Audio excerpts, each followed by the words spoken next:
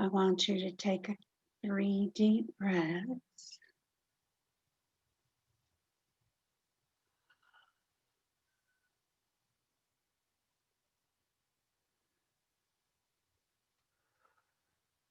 Relaxing deeper with each and every breath.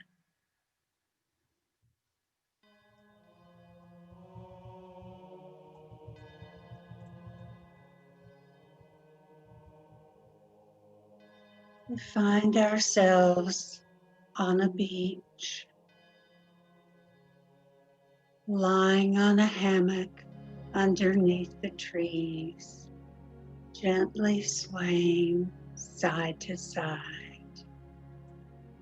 We can hear the ocean lapping against the shore. Continue to focus on your breath, relaxing more and more as you do.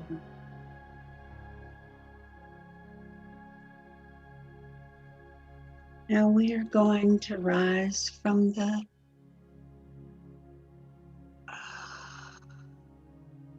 gently, with no effort whatsoever,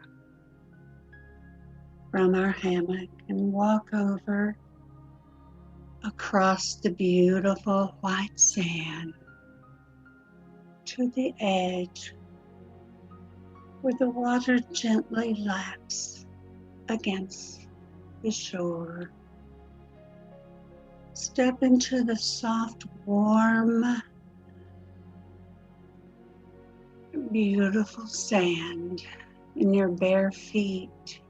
And as you stand in this sand with the water nipping at your toes, you'll find that your feet sink down just a little bit into the sand. And as you do this, you begin to feel grounded to the earth. Your physical body is completely free from pain, fully energized and ready to take us on our journey.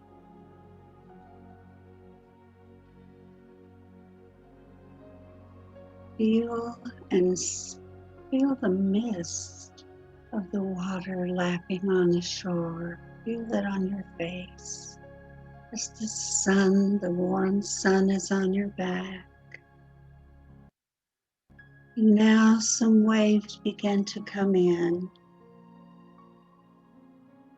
allowing the water to run over your feet just up to your ankles. But it washes over you and goes back out. With every wave, it washes over your feet. And each time it does, it's clearing away old emotions that no longer serve us. As the water comes in over our feet,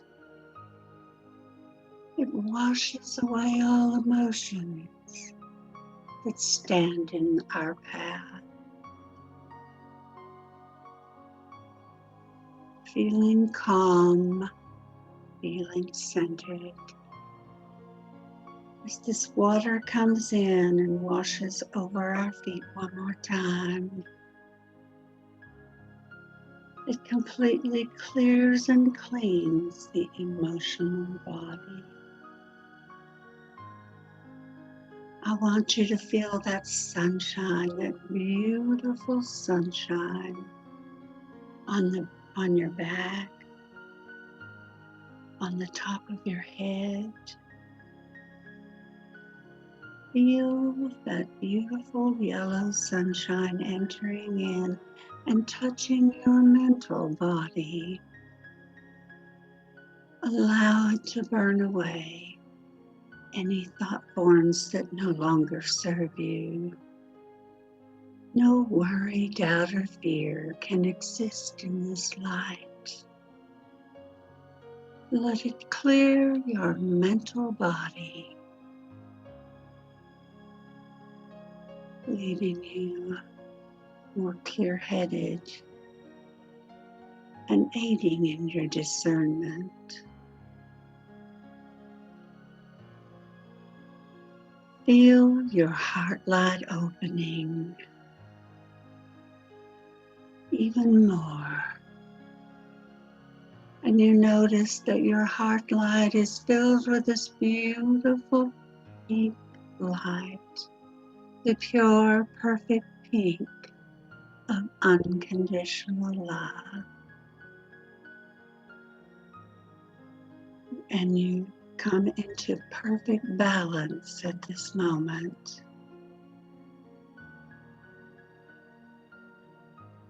Your eye, your ear, your heart are fully open.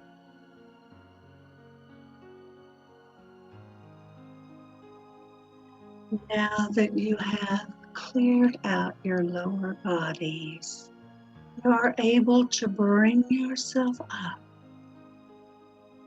into your higher self, into your higher mind, into your higher consciousness.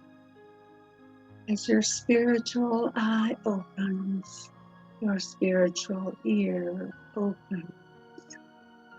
Your heart light is fully open, sending forth all this perfect pink light of unconditional love. As you are already filled, it sends forth. The water feels it first as it travels to cover the entire earth with pure unconditional love and healing.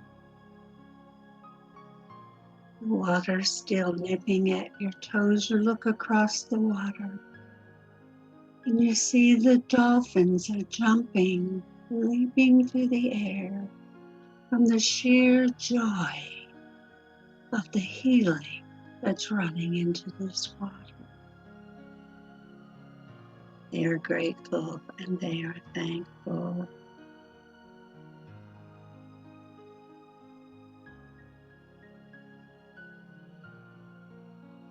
We are all thankful for the healing energy that you have spread throughout this whole planet, for it is in great need at this time.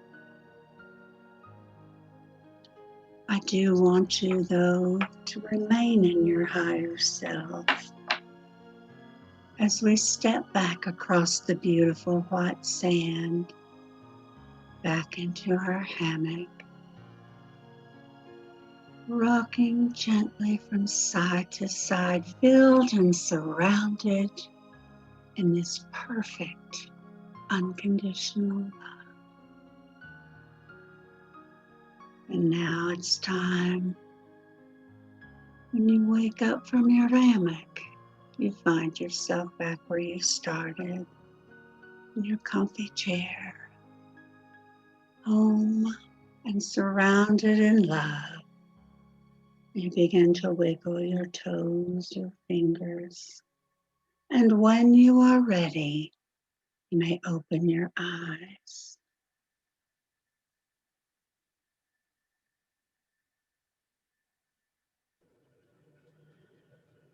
Thank you so much for joining us in this wonderful meditation today. And now we will have some beautiful music to help us prepare for the sermon today.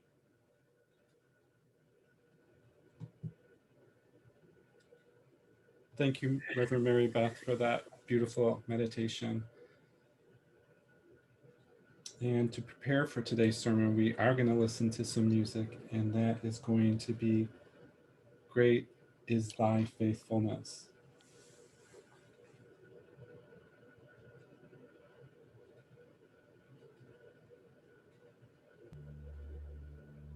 Great is thy faithfulness, O God, my Father.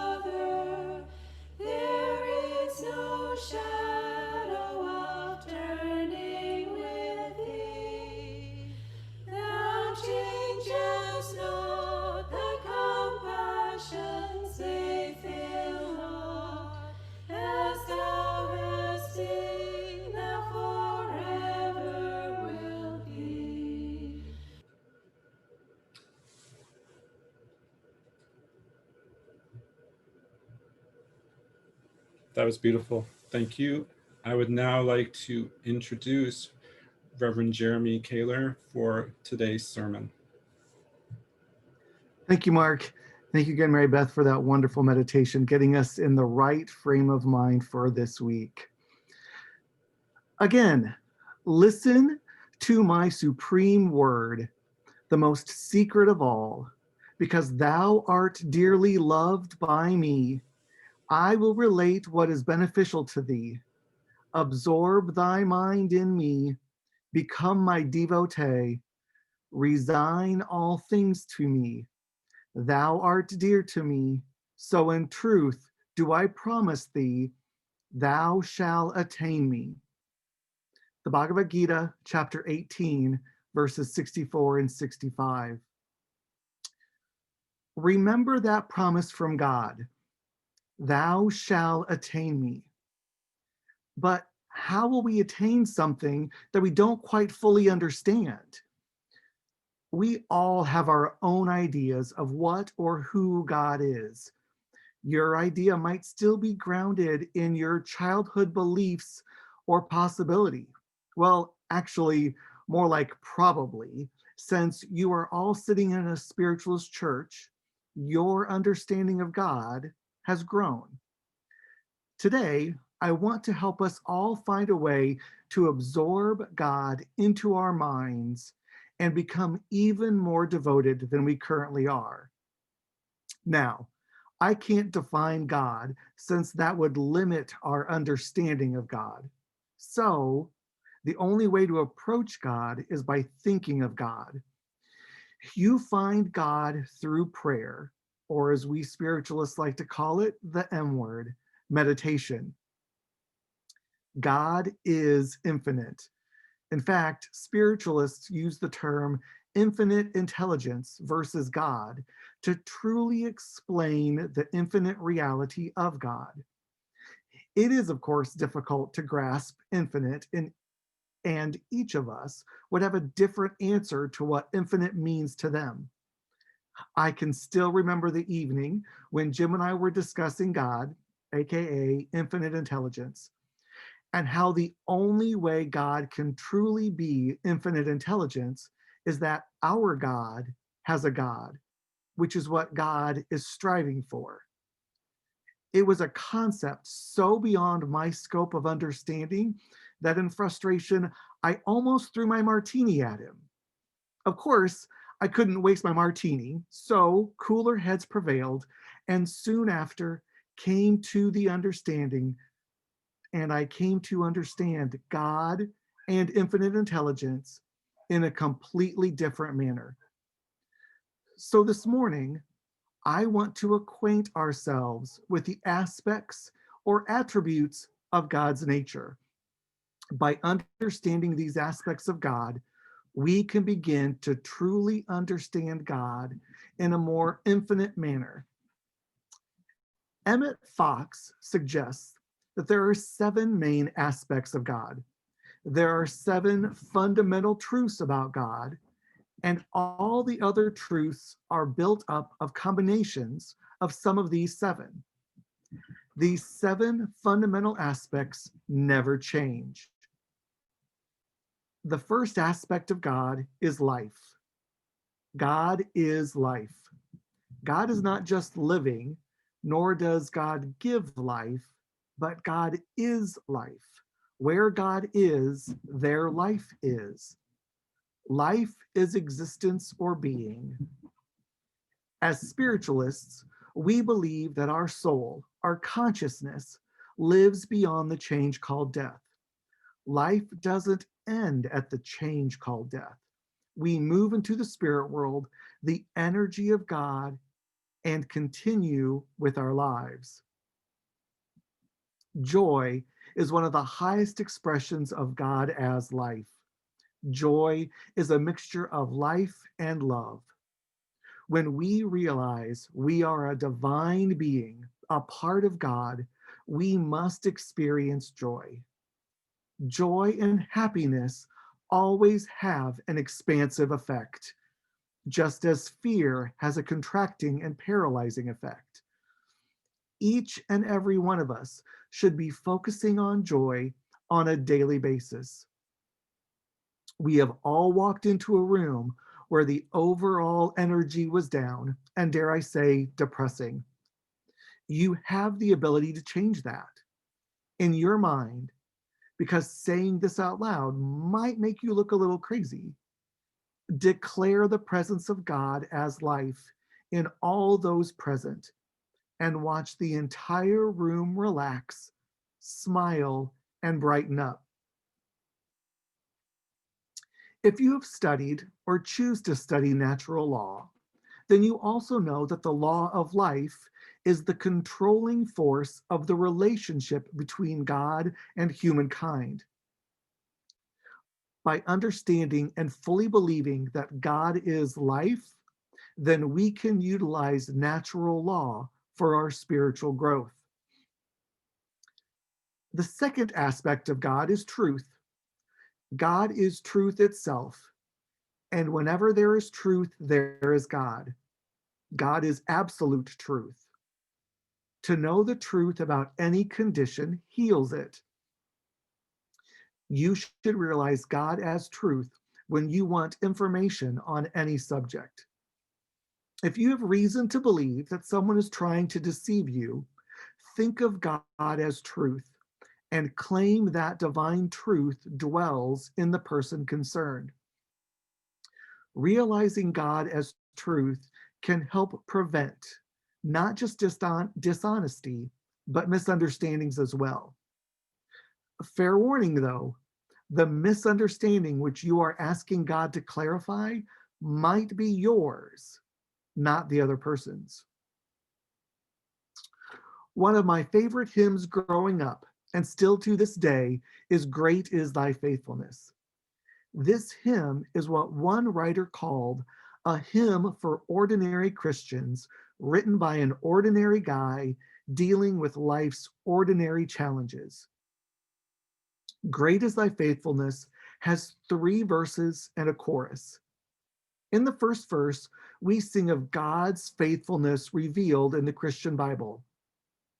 Now, bear with me here. I often break into song, and I hope I can stay out of it. But great is Thy faithfulness, O God, that my Father. There is no shadow of turning with Thee. Thou changest not Thy compassion. They fail not. As Thou hast been, Thou forever will be. This verse quotes the idea from James 1:17. Every good and perfect gift is from God, coming down from the God of heavenly lights, with whom there is no variation or shadow due to change. It's another way of saying God is the same yesterday, today, and forever. God never changes. The next verse, summer and winter and springtime and harvest, sun, moon, and stars in their courses above, join with all nature in manifold witness to Thy great faithfulness, mercy, and love. In the second verse, we see God's faithfulness as it is revealed in creation. Something we can rely on are the seasons. In Indiana, we know that to be true since we are likely to experience each season in a single day. The sun, moon, and stars all do their thing consistently and faithfully. They are orchestrated day and night by God's faithful hand without any help from us. Bring on the snow. Then we see in the next verse, pardon for sin and a peace that endureth, Thine own dear presence to cheer and to guide, strength for today and bright hope for tomorrow, blessings all mine with 10,000 beside. In the third verse, we're reminded of God's faithfulness in our spiritual lives and in our day-to-day existence. God gives us a peace that passes understanding, sometimes in spite of circumstances that are far from peaceful. God gives us the Holy Spirit, a guarantee of God's presence with us. God's faithful presence strengthens us, gives us hope in the midst of despair, hope for this day and the next. And then, of course, the chorus. Great is thy faithfulness, great is thy faithfulness. Morning by morning, new mercies I see. All I have needed, thy hand hath provided. Great is thy faithfulness, Lord, unto me. This hymn is a great example which affirms the many truths and aspects of God. One of the things you'll notice is that faithfulness is often paired with truth. Sometimes the same word in the Christian Bible is used and translated as either truth or faithfulness. In the Old Testament, the word for faithfulness is related to the word for truth because they both come from a similar root, which means firmness or stability. Think about this for a moment. Faithfulness actually flows from truth, and truth means stability. The third main aspect of God is love. This is the most important aspect for us to practice. There is no condition that enough love will not heal. Where there is fear, there cannot be love. The best way to rid yourself of fear is to realize divine love.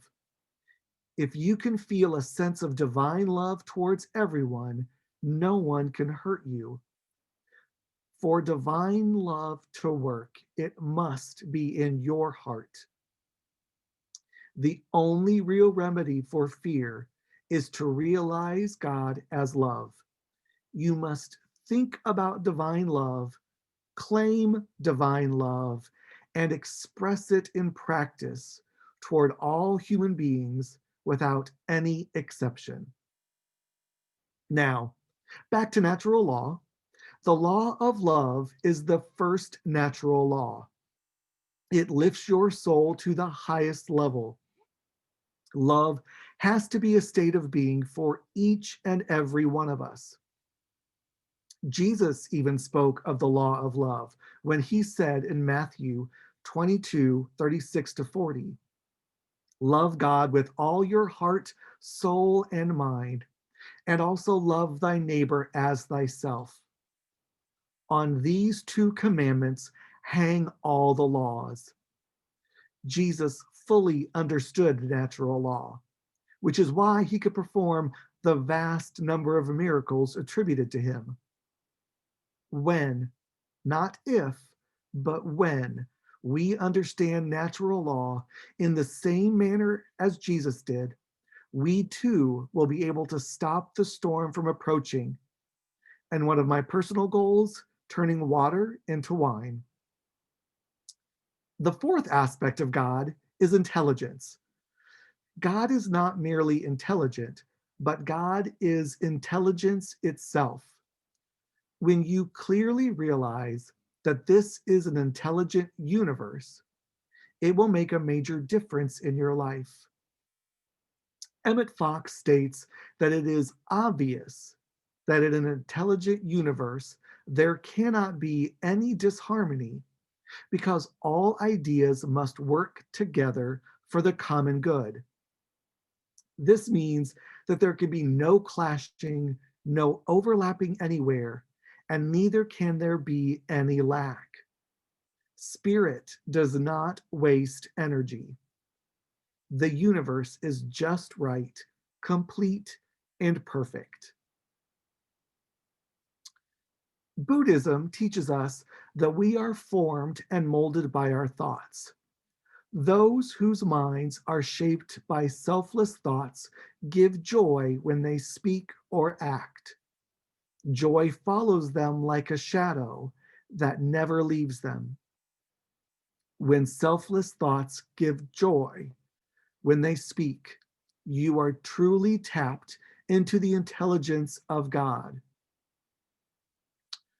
We know that prayer is thinking about God, but in order to think about God at all, you must have a certain amount of knowledge of God. And these four main aspects furnish that.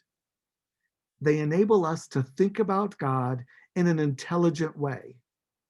When you dwell upon one of these aspects, you are developing that quality in yourself. When you think of that aspect as being in another person, you develop that quality in them.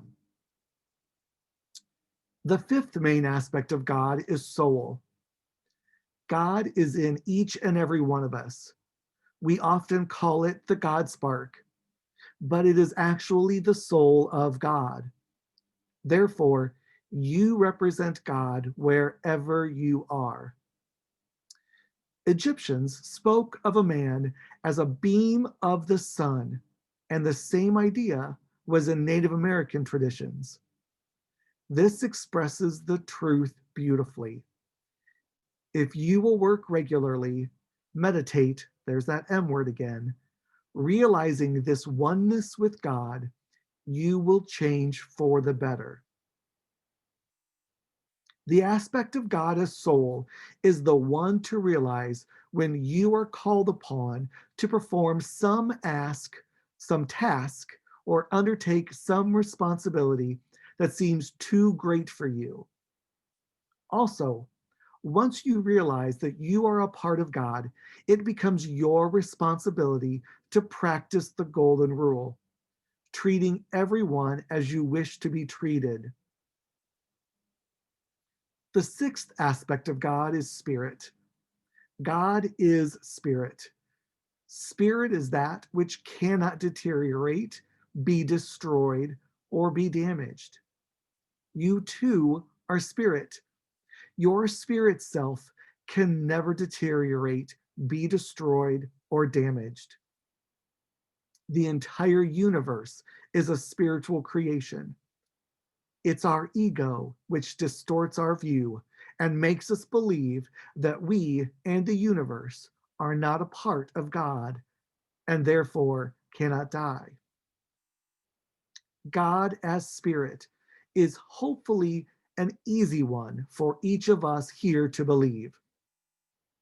Through mediumship, we understand and begin to process that a person's soul continues on beyond the physical death. Who they were, what they did on the physical plane follows them. It is all part of our growth in consciousness, since we are also infinite ourselves. Life is a state of consciousness, and the world we see around us is part of our consciousness. We are conscious of certain aspects and certain happenings, but there are mental experiences where we are unwittingly giving them an objective existence. If we see something as ugly or not beautiful, then our consciousness is missing the Spirit of God in that experience. If you can realize the presence of God as Spirit, the experience will take on a different feel and level of consciousness. When you realize that any given thing is not in reality, but a spiritual idea seen in a limited way, that thing changes for the better. Again, Buddhism teaches us this lesson by stating, the external world is only a manifestation of the activities of the mind itself, and the mind grasps it as an external world simply because of its habit of discrimination and false reasoning. The disciple must get into the habit of looking at things truthfully. The seventh and final main aspect of God is principle. Most of us do not think of God as principle, but God is. Consider this principle. Matter expands when heated. Because this is a principle, it is true anywhere at any time under any circumstances. This principle of expansion may help a piece of mechanism to run successfully if the mechanism is well designed, or it may wreck it if it is not well designed, but the principle is unchanging. This principle was true hundreds of years ago and will be true for eons in the future. Principles cannot and do not change. God is principle because God cannot and does not change. Consider this. It is estimated that 90% of all of the items in your supermarket didn't exist 10 years ago. More information has been produced in the last 30 years than in the past 5,000 years. It is estimated that 50% of graduates are going into jobs that did not exist when they were born. The dramatic steps made in electronic technology are simply breathtaking. The rate of change is so great today, you might be asking if anything is constant. Yes, the answer is God. In this ever-changing world, God is our anchor for our soul. The aspect of God, principle, may be used at any time, but it is especially helpful when you are feeling discouraged about the answers to your prayers. Prayer is answered because God is principle, and when we pray rightly, we bring ourselves into harmony with the law of being. If God wasn't principle, then we would always be wondering if today would be the day when things were dealt with differently. We would constantly be in a state of confusion, never knowing what to expect. Absorb thy mind in me. Become my devotee. Resign all things to me. Thou art dear to me, so in truth do I promise thee. Thou shalt attain me. God is life, truth, love, intelligence, soul, spirit, and principle. By focusing on each of these aspects and directing our soul to reconnect with the God within, we will overcome all obstacles. Not only that, but our consciousness will expand beyond measure, since we will truly understand the infinite in each of us. God wants each of us to understand that the nearer we get to God, the happier, the more peaceful, and the healthier we will all be. God bless you.